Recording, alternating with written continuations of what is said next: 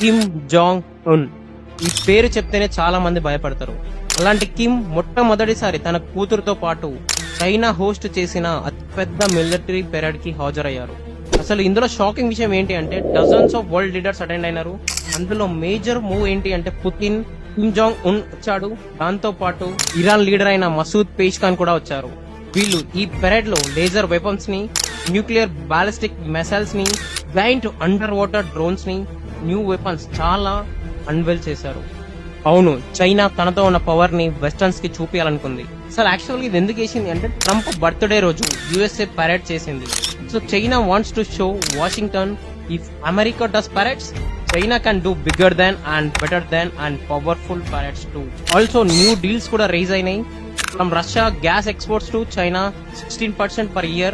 And Modi కూడా signal ఇచ్చాడు తో with Beijing after USA slap 50% tariff on Indian goods. ఒకటే message, West may have written old orders, but China is aiming to write new one now. Their giant appearance, ఈ ముగ్గురి appearance ఏం signal పంపిస్తుంది అంటే unity among 3 nuclear arm nations.